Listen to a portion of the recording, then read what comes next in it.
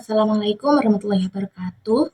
Perkenalkan, nama saya Netril Isnaini dengan NIM 22020411030. Baik, di sini saya akan sedikit menjelaskan mengenai asas perkawinan dalam Islam, yaitu tentang monogami dan poligami. Di sini saya akan menggunakan penafsiran dari Sayyid Qutb yang membahas tentang surat An-Nisa ayat 3. Nah, ketika kita membahas ayat 3 surat An-Nisa, pasti kebanyakan orang-orang berpikir poligami.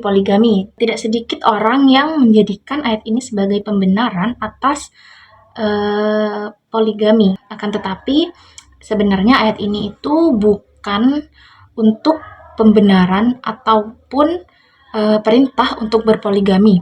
Tapi menurut Sayyid Qutb, ayat ini itu merupakan rukhsah atau memberikan sebuah kelonggaran untuk berpoligami dengan syarat-syarat tertentu.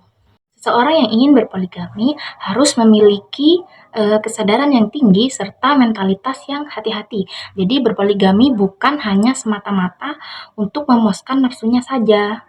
Nah, Sayyid Qutb juga menekankan bahwasanya poin utama yang paling utama yang harus diperhatikan untuk berpoligami adalah keadilan, baik dalam hal memberi nafkah, berinteraksi, atau bahkan memperlakukan istri dengan cara yang adil.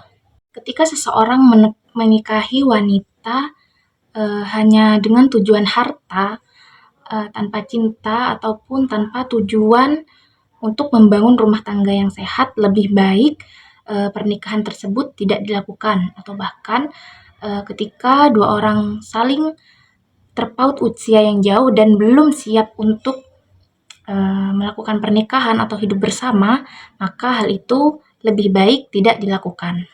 Nah, ada cerita dari riwayat Imam Bukhari yang menjelaskan bahwasanya pada saat zaman Nabi ada seorang sahabat yang bernama Ghailan, yang mana beliau memiliki istri sebanyak 10 orang. Kemudian Nabi tidak membiarkan hal tersebut. Nabi menyuruhnya untuk memilih 4 orang dari ke-10 istrinya. Jadi yang 4 orang itu dipertahankan, selebihnya Nabi menyuruhnya untuk menceraikan mereka. Nah, dari sini kita bisa memahami bahwasanya ayat tersebut itu bukan untuk memperluas adanya poligami, akan tetapi untuk membatasi, yang mana pada saat zaman Nabi, para sahabat itu banyak yang memiliki istri lebih dari 4 orang.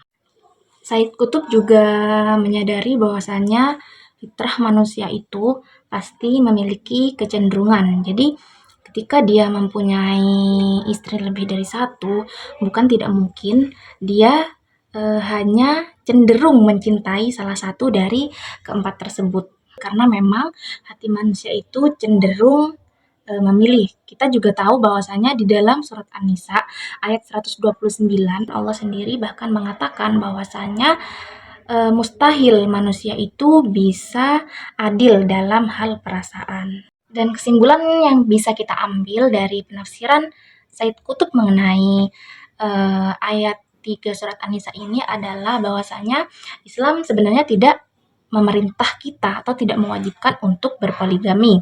Akan tetapi ayat tersebut ada hanya sebagai izin pembatas, yang mana pada saat zaman Rasulullah para sahabat memiliki lebih dari 4 istri.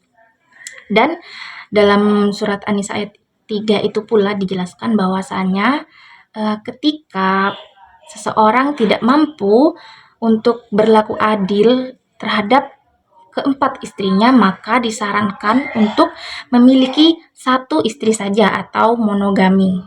Pribadi setuju dengan pendapat di dalam penafsiran Sayyid Qutb, yang mana beliau tidak hanya memandang teks secara literal, akan tetapi juga mempertimbangkan konteks realitas sosial dan psikologis. Pasalnya poligami itu bukan sebuah perintah ataupun bukan sebuah anjuran, di mana ayat tersebut hanya memberi izin dengan batasan tertentu, yaitu salah satunya bersikap adil. Dalam konteks kekinian di mana hak-hak perempuan sudah mulai dihargai dan diakui, maka menurut saya monogami itu lebih sesuai dengan prinsip kemaslahatan dan keadilan, sebagaimana Islam menjunjung tinggi hal tersebut. Mungkin hanya itu yang dapat saya sampaikan, kurang lebihnya mohon maaf. Wassalamualaikum warahmatullahi wabarakatuh.